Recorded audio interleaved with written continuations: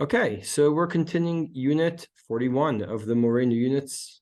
This unit, as we said, is about Muktze, specifically the Muktze of food or things that are not quite food. What we learned last time is that there's a machlokes Rabbi Shimon and Rabbi Yehuda about Muktze, generally speaking. And then I set aside food that I don't intend on eating now. In other words, if I take grapes to be dried into raisins, etc. So according to Rabbi Yehuda, the minute I put it in a separate room called the Muktze, then they become Muktze. I set them aside and away to not be eaten, and that's Rabbi Yehuda's opinion. But Rabbi Shimon disagrees. Rabbi Shimon generally holds that we're far more lax about Muktze. We're far more makel about when it comes to Muktze, and therefore he says that only at that point where it is no longer edible, it becomes Muktze until the point in which you want to eat it again. I actually thought of an example a couple of days ago. Oh, we had a couple of examples, right? Is there a stage where you have pickles that aren't quite edible? Is there such a point? Is there a point with salting herring? Pickles, I think there's a stage where you can't eat them. The stage where they're inedible, right? And then there's a stage where they probably are edible but not quite ready. You're not a big pickle fan, so you are, right? Also, saying you are Jewish. I think also when you do a pastrami, right? When you pickle meat, I'm sure there is a stage at which, well, maybe that's not a good example because the meat isn't cooked, right? So it never became. What did it stop? Which raises the question we want to ask now, which is how far do we go with do we say that anything edible is not Muktze? Now that anything edible is not Muktze? According to Rabbi Shimon, yes. But here's the question. If I pick cucumbers explicitly to be pickled, now let's ask it worse. Let's say, I don't know if I doubt this is true, but I'll say it anyway. Let's say that the cucumbers that are picked to be pickled, you don't really have to worry about them being as ripe as the cucumbers that you would sell, right? Reasonable, right? I picked them earlier because why wait, right? Are they edible? Why? Are they edible? Oh, so they're minimally edible, but I picked them not for the purpose of eating them. They might say, does that matter? That's my point. That's the question. Does it matter? They're not really, that I didn't pick them in order to eat them. There are two ways of asking that question. Sorry? I think someone's trying to ask something, but he's been getting cut off. Okay. Can raise your hand if I happen to miss something someone says. If I want to eat, if I pick, so we can say this in one of two ways. We talked last time about the concept of Muktze mechamat chesron kis, which is items that can be useful on Shabbos, but I'm not going to choose to use them on Shabbos for those purposes, right? If I have a Mila scalpel, I'm not going to use it to chop salad. Not only because, like, yuck. Why? Because it's not toivel. That's why, of course. No. Also because it's like yuck, but also because it's a professional. It's a professional scalpel that you don't just use for other uses, right? The more difficult questions are like the butcher's knife. Like the real butcher's knife, right? You're not going to start using it on Shabbos even to carve meat because you want to keep it, right? There, it's a harder question because it's not inherently klisha machtola isu. There's nothing wrong with using it for Shabbat to butcher the meat either, the konit, right? As opposed to the bris kit, like that was for you, Glenn. That you would not use, that you not otherwise use. So I'll say it like this. When I set aside, let's say I buy chicken, frozen chicken. So right now, It's inedible, right? Mhm. Right. But if you have a cat, can the cat eat the chicken? It's frozen, you can't eat it. Well, you can let defrost. Give it a couple of hours, it'll defrost. That's fine. But then you can also eat a bit, no? No, chicken, no. You'll get. Ah, Talk okay. to the doctors here, and then they'll tell you not to eat it. No, don't. Ah, but meat, you can. Meat you can. Meat's a different story. Mhm. Meat you can cut thin slice, and you could just like sorry, yes, meat you can eat raw. Chicken don't. Really don't. Chazal thought otherwise. I'm not going to go into that right now. But the point is like you can give it to your cat. Okay. Why? Yeah. You can. Cats can eat it, right? If they go back and Yeah, why not? Mhm. Right? But they also eat the chicken out of the dumpster. Don't worry. It's not just they will eat. They eat, yeah. They eat. Anyway, point is, what's the problem with that reasoning? I don't want to give my cat my kosher chicken, right? The question, does that matter? Because it is edible, right? Right. It's edible to the cat. Now, just to understand the scenario, I'm not interested in feeding my cat chicken. Don't get me wrong. What happened is that my freezer broke down and I'm worried about what's going to happen to this chicken by the end of Shabbos. I want to bring it over to the neighbors. They say, well, wait, I can't carry it because it's Muktze.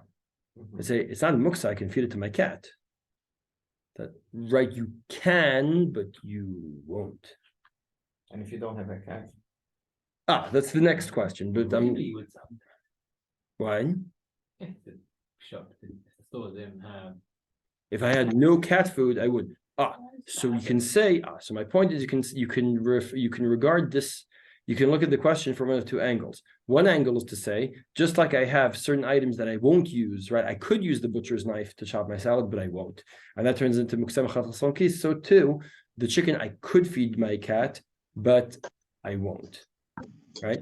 That's one way of looking at it. Another way of looking at it is, I take, you remember we said several times, right? We take things from nature, and until they're ready for my use, they remain Muktze, right? Until they're ready for my use. And again, ready could also be just a choice. It could be that maybe I want to use the chicken to buy the frozen chicken. You can crack nuts with frozen chicken, right? It's frozen, right? Right. Maybe I want to use it to crack nuts, right? So you have to use that once before Shabbat because you're not normal, right? In other words, right? So you need to use it in that, and by using it, you prepare it for that use, right? So if I have the frozen chicken, I can say I'm allowed to feed it to the cat. Not very wise, but you can. The problem is that it never reached that point. It came from nature and never reached the point where humans will eat it. It wasn't prepared for human use or consumption. So there, and that would be akin to, and just like I take a board from from nature, right? I take a tree, I chop it down, I make a board out of it, and now it's sitting here. I want to make a table out of the board. Can I use the board on Shabbos for other things? I cannot, because my intention was to continue the preparation until it becomes a table. So it remains Muktze until I reach that final point, right? It's different from something that was a table and then fell apart, whatever. It's a different story. But if it hasn't reached that point where it became useful, as far as I'm concerned, by my definitions, it's still Muktze mechamat gufo. The two ways of looking at the Muktze here. One angle is more akin to Muktze mechamat chasson kis, because in my mind I'm setting it aside for a certain use, to make a stir fry, not to feed the cat. And the other is more of a Muktze mechamat gufo angle, that says, I haven't sufficiently prepared this for human use. So it's still etzim v'avanim. It's still not, just like etzim v'avanim, right? It's still not, it's not yet, just like we have etzim v'avanim, it's not yet a kli. Here too, it's not yet food. I could use it as food, right? You could also use a stone as a doorstop, as we did downstairs earlier, right? You can also use, right? You could, the same thing with the raw potato. The same thing with the raw potato. The same, yes, except what could you do with the raw potato? No, beseder, but that's presumably there's some animal out of them. So we'll see that later. Yes. No. But no. understand. Now you're asking another question. What happens if do you know what ostriches eat? Right. Ostriches eat everything. So nothing's muktze because ostriches could eat everything, right? Do you have an ostrich? Oh, so it's a new chumrah. You have to make sure every Jewish town has an ostrich. It's a good chumrah. So now the other question that comes up is some of you have been in Chutz La'aretz at one point or another in your lives, right? Some of you have lived in Chutz La'aretz. Did you live in Chutz La'aretz? Yeah. Okay. No, I wasn't sure if you. Yeah. When did you come on Aliyah? 30 years ago, right? Okay. Wow, you were like, right. That I thought your parents are from Australia. I didn't realize you actually grew up there. Till when? Till like in high school? When? No, till I was 26. Oh, really? Oh, I didn't realize that. Oh, I thought you came here relatively young. Okay. Beseder. So even you were in Chutz La'aretz for substantial. So am I the only one here who didn't live in Chutz La'aretz ever? Wow. Okay, that's fun. Is the only Sabre? Well, what? The only Sabre? The only, yeah, Baruch Hashem. Anyway, so I think in Chutz La'aretz it's more controversial. I'm not sure about Avkat Chalav Akum, right? Chalav Akum, Avkat Chalav Akum, right? So we have, right, it's Chalav Yisrael, right? So there are those who are makbid on only Chalav Yisrael, right? So can I say to someone who's makbid on only Chalav Yisrael, can you pass the chocolate bar over to me? Or do I say it's inedible as far as he's concerned, right?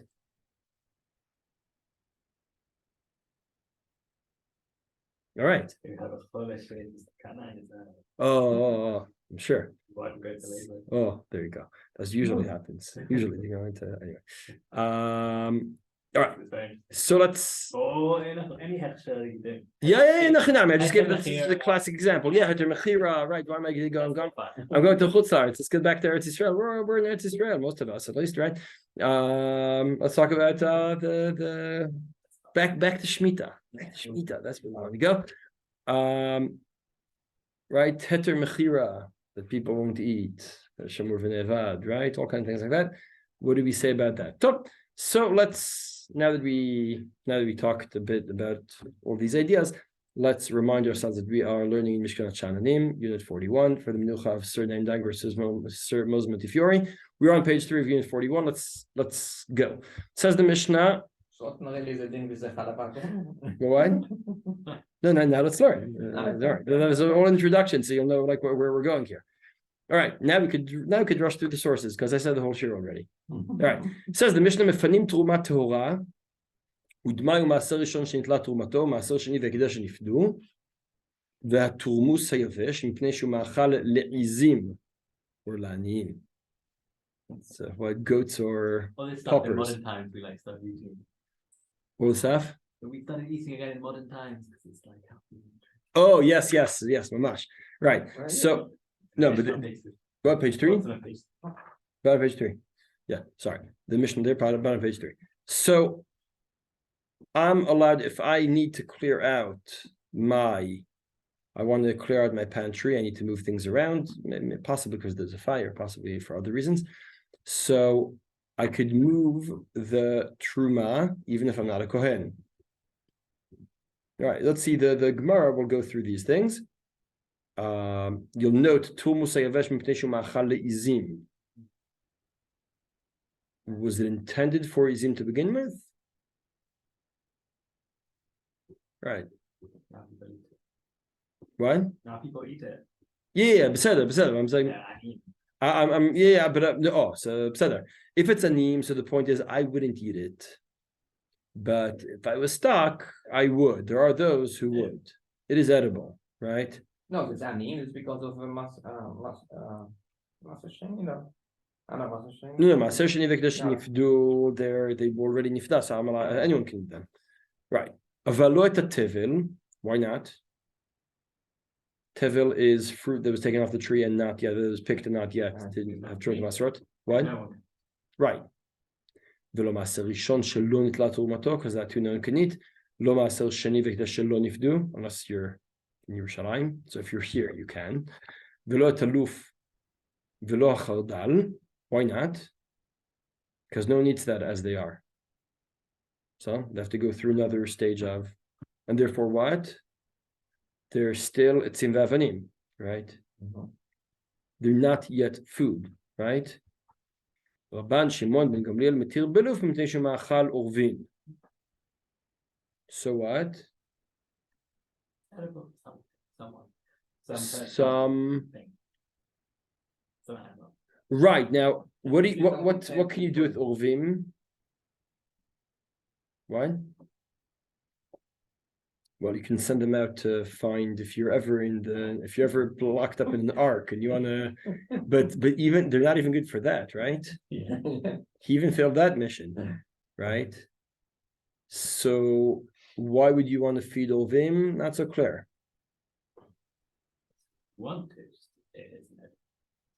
Right. So what you're saying is once you picked the mustard seeds, right, you can't eat them as they are. They need to go through another stage of processing, as we were talking about, right? Mustard, the raw mustard, like the right, you've seen. Before they're processed. They could be no, sorry, we're talking about the loof. Loof is turnip? No. Leek. Leek? Well, look, is two things. There's look and there's look, which is poison. No, so I don't think we're talking about. I'm not sure which one the Mishnah is talking about. Loof we call leek. At least in the modern supermarket, loof is leek. Right, I know, but I think the Mishnah is not talking about that. There's a poisonous herb that kids can't eat. It's called look and let people. So it might be that. You want to go if you're Googling, you want to Google Loof Bilshon Mishnah or something. But Beseder, someone look it up. Someone look it up. But the point is that we're talking about something that will not be edible by us and will be edible, but the birds around us can. So once you pick it, even if it wasn't processed yet for human consumption, since the animals can eat it, or a bunch of Gamliel says you can also carry it around. Now, what animals? We're not even talking about animals that you own or that your neighbors own. You're not supposed to feed them anyway. Well, Vim. Right, that's a whole argument we're going to have in 3 weeks. Right, not here maybe, but maybe we can have here. But right, why in 3 weeks? 3 weeks, right? Yeah, 3 weeks. Right, Shabbat Shira, right? That you feed the birds, right? There's a thing to feed the birds, and there's a machloket that many achronim saying not supposed to feed the birds randomly on Shabbos. A whole controversy there. But the point is, Rashbag is saying something very strange. No one's growing Golvim in his house. It's not a thing. What? He doesn't think you are. Right, I'm saying clearly we're not. That's all right. It gets worse. Let's see the Gemara. We'll get back to Rashbag later. First, let's focus on the first part of the Mishnah. Of course, you could move Tulma Torah. Why not? Who's moving it? The Israel, not that we're over here. You lost me. The Gemara. We're not talking about the Kohen carrying the Truma he has at home. We're talking about the Israel who took it. Israel, sorry, who never gave it to the Kohen. So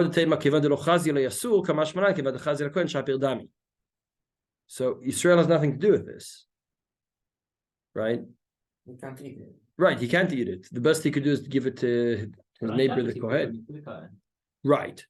So since the Kohen can eat it, it is edible for someone in his vicinity. Now, is that the same as Ulvim? Not really, right? All right. Dmai v'chu dmai halochazile, and this is wonderful. Gemara says, "Keman dibai mafker lelinichse v'ava ani v'chazile hashanami chazile."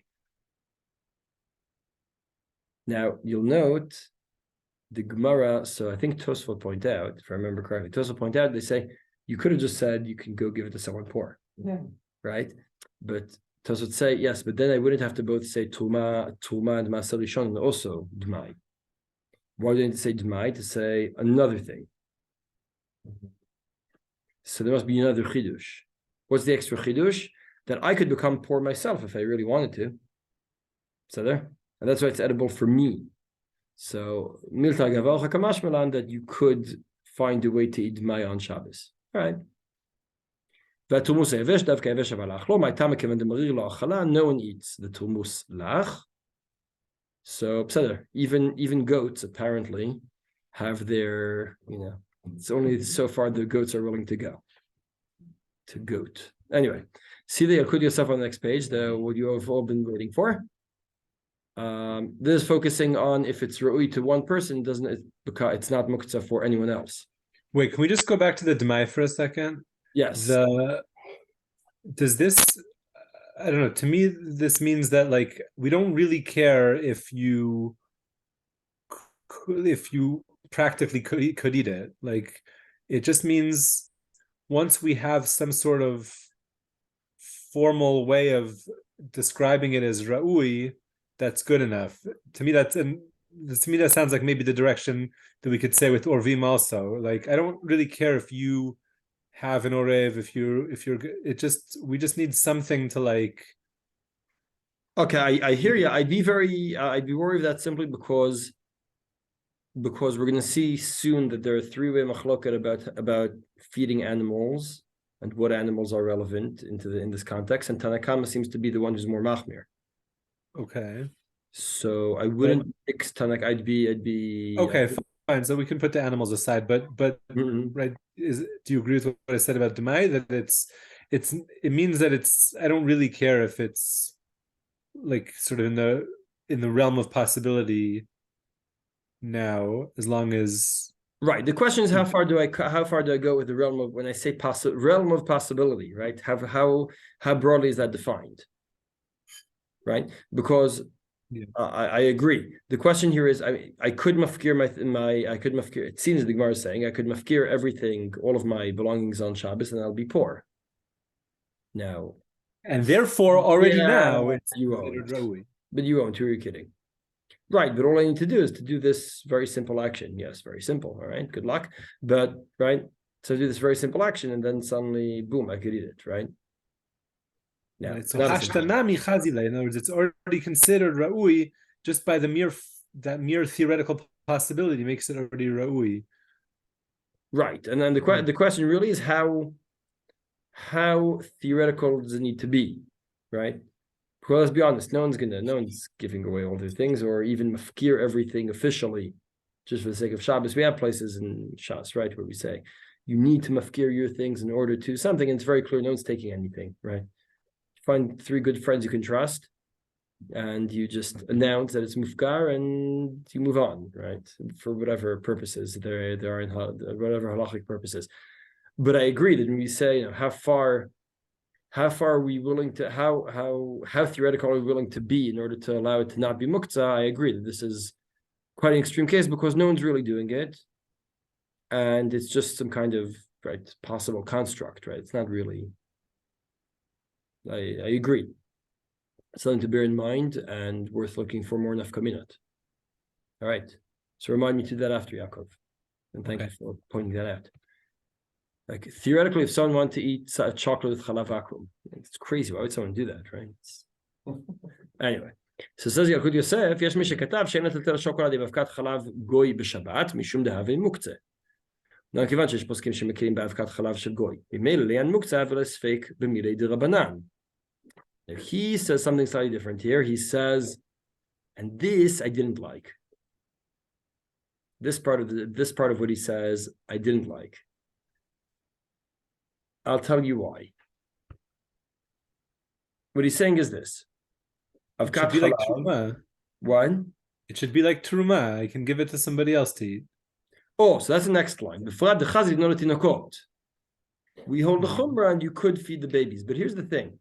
What I just want to explain why I didn't like this line, because I think it's an important distinction. I went to the Yalkut Yosef there, and I think that I don't know. I think the Ashkenazi Lamdanim would not agree with the standard he says here.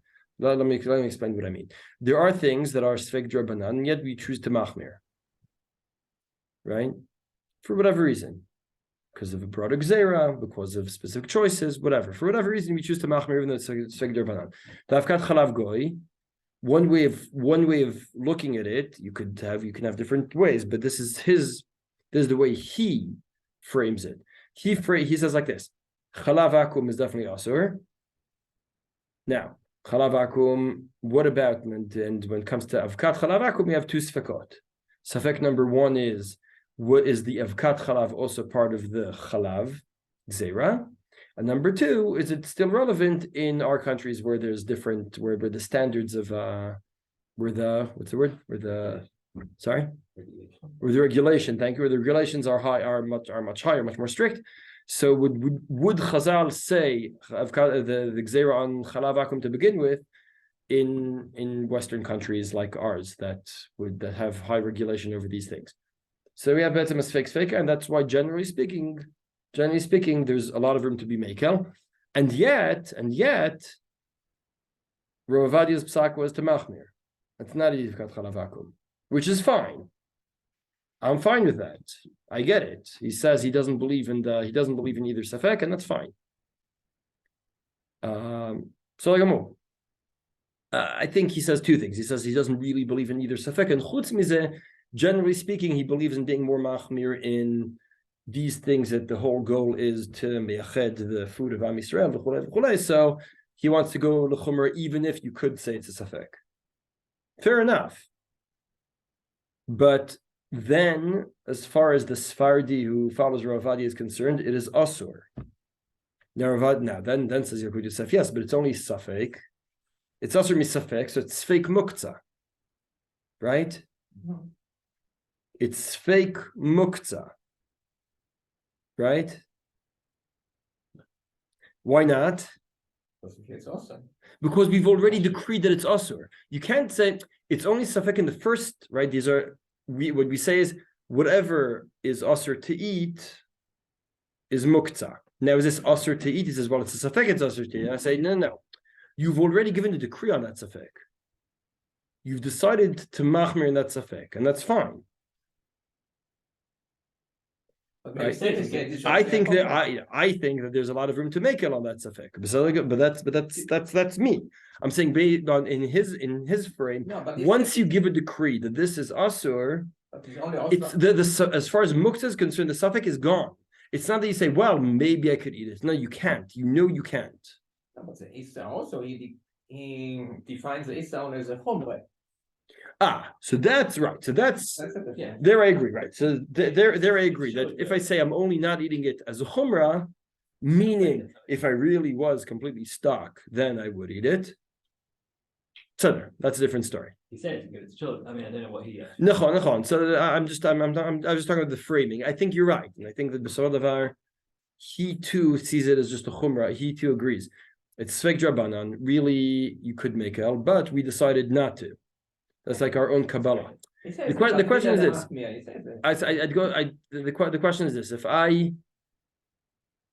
No, it's not a good question. I'll say the question I was going to say, even though it's not a good one. You'll see what I was going to say incorrectly. If I make a neder not to eat a certain thing, if I make a neder that no one will eat a certain thing, now it's edible, and there's no actual isur except for my neder.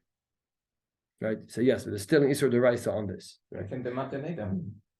Right. Could you match your neder on Shabbos? Could you match your neder on Shabbos? The you can, if in certain circumstances you would be allowed to match your neder on Shabbos if I really need the food. So all right, just pointing out that regarding that frame, I think it wouldn't be right to say that you have that I was machmir misafek. Let's say it was a fik doraita case, and I would machmir because fik doraita, right? I wouldn't say, it's a safek whether I was supposed to mach. It's safek whether it's asur mimela I could carry it on Shabbos. There, I think he'd agree, right? All right. Let's see. Let's get back to the animals now. Chalav akum. Then he would say it's muktze. Chalav akum, yes. Although that you can feed your cats, right? All right, so now we're going to that question. According to Rav Moshe, you can. What?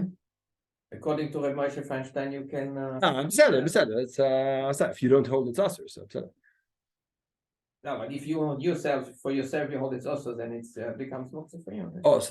So that's the thing. The question is when I say that for myself I'm holding it's asur, what do I mean?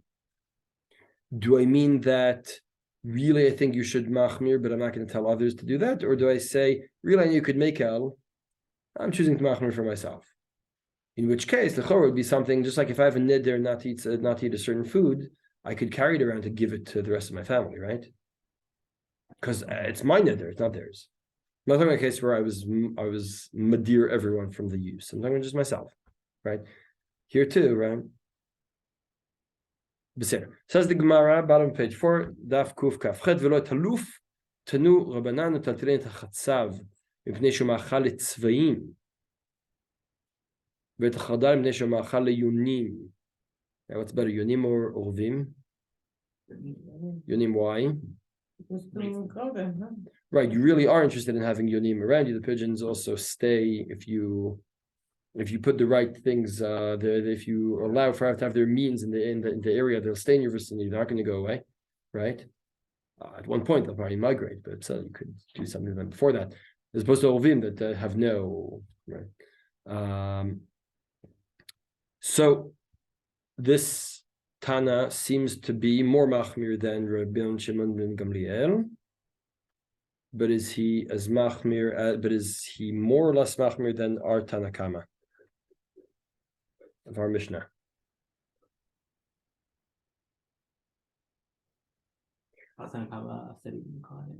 Well, l'chora, the answer is simple. What? Right.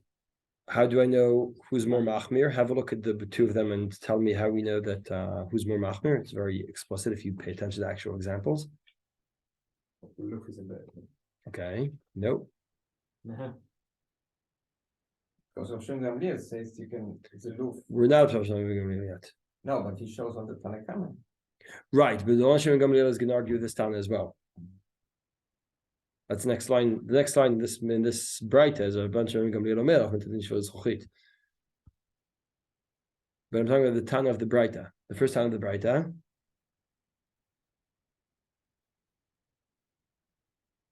Come on, he only has two examples. He brings also the animals. Chaldal. Chaldal. Our Tana says you can't. He says you can. It's clear machloket. L'chora. L'chora, clear machloket. Right. So what's the machloket? Why does our Tana say you can't carry chaldal? Sorry? Humans don't eat rachar. No human. So what? So only things that humans eat? What about the machal izim? So you could say the girsaf aniyim. What? Yeah. And if I say the girsa leizim? No, what's the machloket? It's not. Why can I carry things for izim but not things for yonim? What am I carrying for the izim? Maybe these Right. you have to feed. They are your responsibility. Very good. What else? Excellent. Well, that's one option. One option is that the izim, right? The goats depend on my feeding them. The birds can figure it out. Right? The pigeons can figure it out. Okay. What else? When I pick the mustard, who am I picking it for? Presumably for humans. Presumably. Not picking it to then give the birds. Chora. Chora. As opposed to the tulmus. Tulmus is garbage. Tulmus is tulmus is what? It's not good. It seems to be that it depends on it seems to be that it depends on the intention of what it was picked for and how expensive it is, etc. It's something along those lines, right? I'm not, as I said, I'm not going to feed my kosher chicken to the cats. I'm also not going to pick I'm also not going to take the seeds that I buy in the store especially and feed them to the pigeons randomly, unless they're specifically for that. Rabban Shimon ben Gamliel Omer, af metaltelin shivri zchuchit mipnei shumachal lena'amiyot, ostriches. Right, so you could carry broken glass on Shabbos because ostriches can eat it. Now, anyone have an ostrich? Did Rabban Shimon ben Gamliel have an ostrich? No, so Rabban Shimon ben Gamliel says you can feed ovim, you can feed ostriches, right? Interesting, right? Amali Rabbi Natan. Right? Go all the way, right? What about you can start carrying any, what's it called? Vines, right? Some kind of different word, but kitzer. The point is, what about elephants? You can feed them too. Now, here's the funny thing. What's the funny thing? What's the difference? Rabbi Nathan's saying, what? You're going to say feeding ostriches? What about feeding elephants? I think ostriches eat much more than elephants. Much more. Right. In other words, right? In other words, How do you feel? elephants don't eat their variety isn't that great. Like we're talking about some more vegetation. Yeah, some more vegetation. So they'll eat slightly rougher kind of vines. All right, fine, but right. First of all, second, what's more common, ostriches or elephants? Exactly, I don't know. Right? The Gemara says, The Gemara will say. The Gemara will say. No, just saying, it's just interesting. That it's like, what about elephants? It's like, I don't know, he says ostriches. You think elephants are going to daunt him? I mean, right? It's a bit. All right, just pointing it out. Did they ever see an ostrich or an elephant? Good question. most you see in the zoo now. So Did they maybe ever see? ostriches, Did they ever see an elephant fly? The like kilo about everything. Well, why? So sorry. If you just had the concepts, you would assume elephants eat much more than ostriches. You don't actually know anything about it. I don't know. They're huge and they're big. No, they know to say Chavirei Zmalot. There are 3 places, I recall 3 places in Shas where elephants are mentioned. In all of them, it comes, no, Chavirei Zmalot are mentioned specifically as elephant food. So, Well, Sukkot, I mean, I don't forget whether it was live or dead, though. what? Elephants in the Sukkot, as part of a wall, whether they were live or dead. Right. Yeah. So I wasn't referring to that. I was referring to 2 other places where we say that elephants eat Chavirei Zmalot. In other words, my point is they seem to know what elephants eat. Well, not in Sukkot, because they were dead. So Yes, well, that would be that might be an impeding factor. Beseder. Rashbag, namiot shchiche, pilin lo shchiche. So he says, Nachinami, you can find ostriches, you can't find elephants, right? You don't really have elephants around. Amal Meimar, no, you have to say better. Vudit le namiot. Meaning, Meimar says, no, Rashbag means if you own namiot, you can carry the broken glass for them. Can't you carry their food anyway if you own them? So what's the chidush? When the member says, all Rashbag means is if you own ostriches, you can carry broken glass for them. it's not really food, they only eat it, no? Right, I think that's the point. I mean, the point is that also for ostriches, it's not it's not the best food. It's just that they're willing to eat whatever. So they'll even eat broken glass. But you wouldn't say that's right. That's not the food that's not designated ostrich food, right? Something ostriches could stomach better than any of us, right? Don't try it at home, kids. Now, Amar Ravashi Lamei Marela de Kamar le Rabbi Natan le Rabban Shimon Gamliel Chavrei Zmor Taltel Minei Shomachal Pilin Yit le Pilin Amai Lo. Meaning, if you assume that when Rashbag said, yeah, you can carry broken glass for ostriches.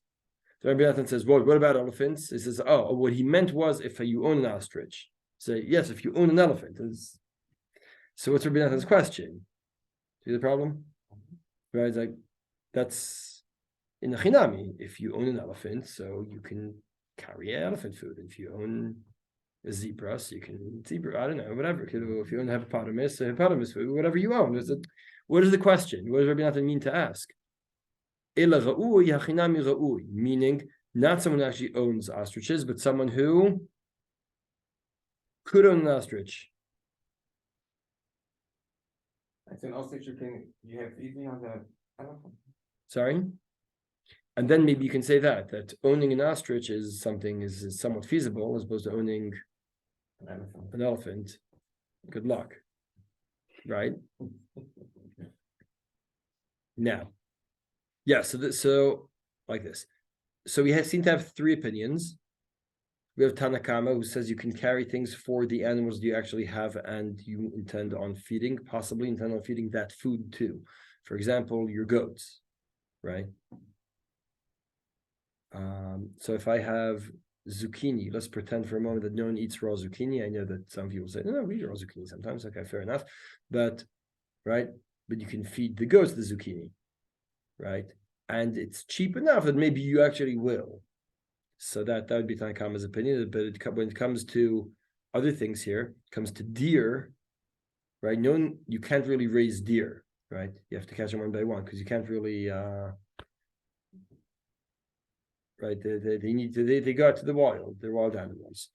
That's a chaya, not a behemah, right? Same goes for the pigeons, right? You don't really own the pigeons as such, right? You ever hold the pigeons? They just kind of live around you. I don't know. But it seems that, right, the second Tana says, as long as it's something that you would be feeding any of these, right? Now, how far would you go with the chaldal example? That would be a question, right? Why Tanakama say chaldal no and the Tana of the brightest is chaldal yes? It seems to be that Tanakama or the Tana of the Mishnah says anything that we see in other places the chaldal is expensive. Anything that's expensive and you're not going to start giving the animals, you're makbeh, you're not going to give, and then you're not going to give the animals. Mimela, it's not even though you can, right? As opposed to the second time that says we're not that strict. How unstrict are we? Good question, right? Would he agree about what about again going back to my frozen chickens? Would he say you can also carry a frozen chicken because you can feed the cat just like you can take the mustard and feed the pigeons? Not sure, right? You agree that I'm not sure, right? The frozen chicken is not, but even now, it's not even eligible for a cat at this moment. No, but in 2 hours it will. That's not a problem. Also, when I have a frozen challah in my freezer, it's not. I can't eat it now, but I can take it out and eat it for Zos L'Shet, right? So.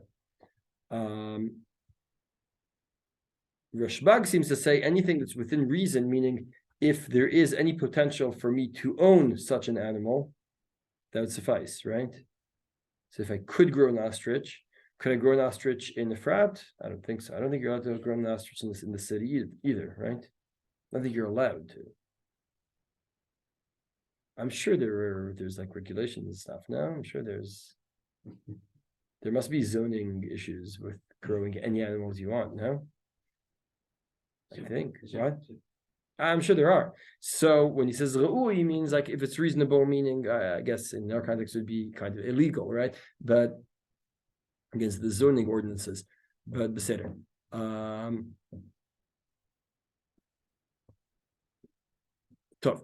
So let's see what the Rishonim do this. Let's start with the Rashba on page 6.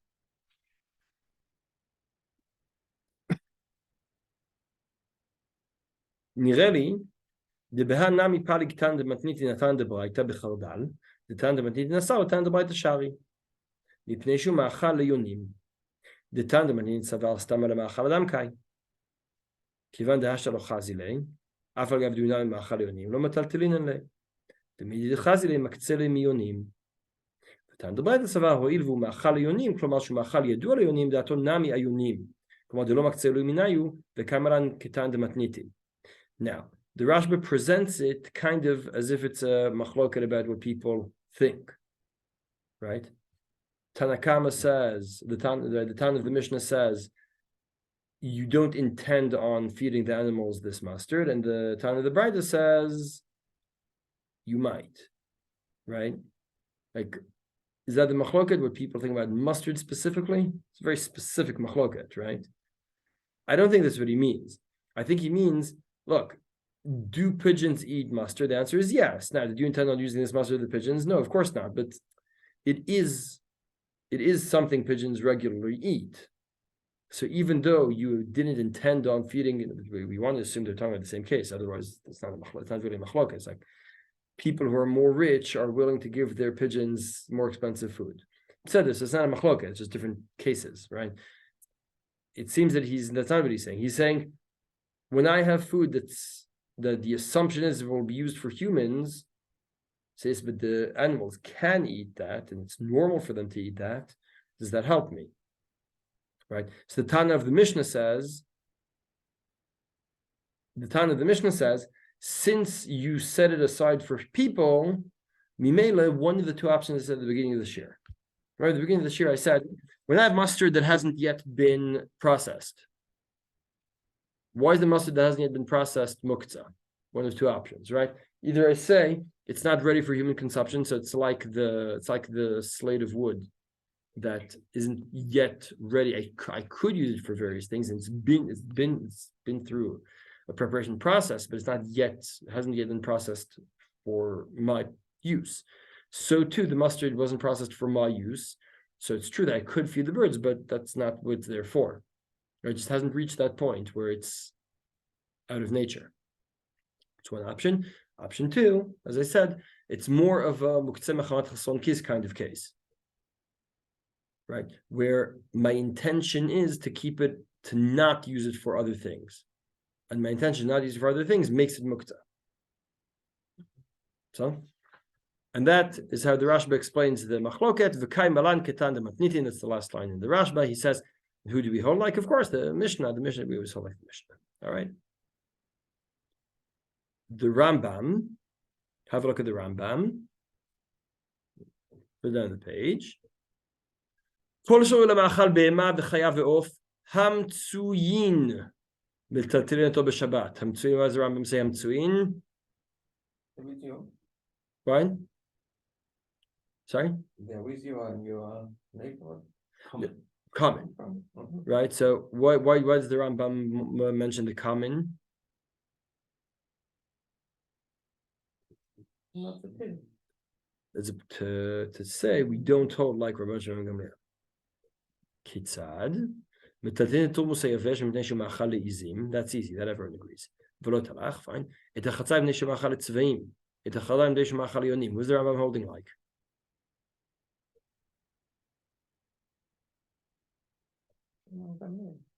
No, we're that far. The Tan of the Braita. The Tan of the Braita. The Tan of the Mishnah says you can't carry chaldal. Rabban Shimon Gamliel says even if it's not so matsui. Check the mustard. Right. On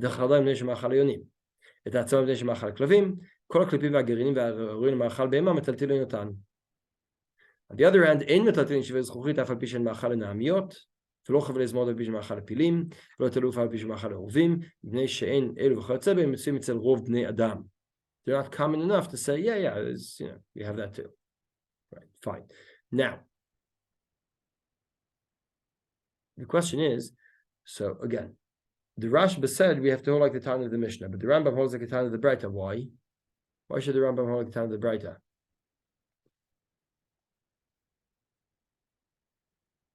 Generally, be like holding like the Tana of the Mishnah. Why the Rambam hold like the Tana of the Braita? So see the Ran. The Ran on the next page 7. מדברי הריף נראה שפסקה לברייתא, not the Mishnah, לכן הרמב"ם, משמע ספר תנא דמתניתין ותנא דברייתא לא פליגי הדדי. אלא אמר כתרי ומר כתרי, דבעתרי דתנא דברייתא היו רגילים לגדל יונים, ובעתרי דתנא דמתניתין לא היו רגילים בהם. That's all. So the Ran says, really, Rashbag, really the Tana of the Mishnah and Tana of the Braita aren't arguing. They agree. It's two different Tanaim who are talking about two different cases, two different places. And you can prove it, and the nice proof is definitely from Rashbag. You'll know that the Mishnah, the Rabban Shimon Gamliel appears in the Mishnah as well. What does he say in the Mishnah? What does Rabban Shimon Gamliel say in the Mishnah? He says you can carry luf because it's ma'achal urvim. Why does he only go that far? Why is he talking about ostriches? It seems he's talking about a different place. So since Rabban Shimon Gamliel was arguing, so I'd say it slightly differently. Hooray! The people who were the Braitot, who actually remembered and passed on the Braitot, weren't the Tanaim. The Tanaim themselves often didn't formulate the Braita. Someone took the Masorah from Rabban Shimon Gamliel and the Tana who's arguing with him, and passed that Masorah on. And that's what we have, the Machloket, that as the Talmid, or the Beit Midrash, learned the Machloket, right? And then they formulate into Braita, formulate into Mishnah, right? So it seems that they went to two different places and formulated slightly different cases, because in one place there were Olvim, and that was the not really useful, not really common, because what are you going? Not common in the sense that you don't commonly feed ovim, because why would you, right? Just a waste of money. And he passed on the Rashbag's Masorah like that.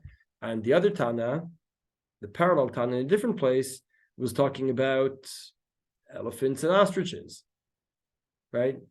So Rabban Shimon ben Gamliel, they're both passing on his Masorah, not the words he said, a concept, conceptually passing it on in different contexts. And therefore, also the Tanakama was learned differently in different contexts. He says the same thing. It's the same Tanakama in the Mishnah and the Braita. It's just that one Talmud who took this on, one as Talmud of these, right? It is the Rosh Yeshiva over there translated the Machloket into. He says he concedes tulmus for goats, and this Tana says, and then the other Tana in a different place says he concedes mustard for pigeons. Why didn't the first one say mustard for pigeons? Because he was in an area where they didn't grow pigeons, so it wasn't true. It's not that he didn't think of the example; it's that it just wasn't true there. Because it's not that there's a hard set rule that you're allowed to carry mustard because there are pigeons. Because what happens if you're, I don't know, in a place where there are no pigeons? Let's say, where are there no pigeons? If you're in Antarctica, no, but there are no pigeons, right? If you're in a place where there are no pigeons, so you can't carry the mustard, because it's not a hard set rule you're allowed to carry mustard on Shabbos. It's if there is such an animal that is common enough around you, and you may have considered feeding it, then you can carry. But no one says worse than that, meaning according to the Rambam, there are only two opinions. And really this repeated twice. So again, to sum up, the Rashba looks at the Mishnah, looks at the Braita, and says, oh, there are three opinions here. We're not going to play with that if you don't have to, and it's fine. There's no reason to assume that that there are two different Masorot b'Shem Rashi and Gamliel. But the Tanakama and Tana the Braita are saying two different things. So he says you're allowed to carry mustard. He says you're not allowed to carry mustard. So we have to identify what is the reason. It must be mustard is expensive. You keep it only for human consumption. You're not going to keep it for animal consumption. Mimele, there is such a Muktze called something I intend on using for human consumption, not for animals. And it's not prepared for humans, so it's Muktze. That's the Rashba. The Rambam says, passing on Masorah isn't passing on the words. The Masorah isn't you are or aren't allowed to carry mustard. The Masorah is the concept. Could I carry a seed that could be eaten by the local animals that I might have interest in feeding in order to whatever, right? To make them part of my vicinity, right? To put them into my space, as it were, right? That's the question. And Tanakama says yes.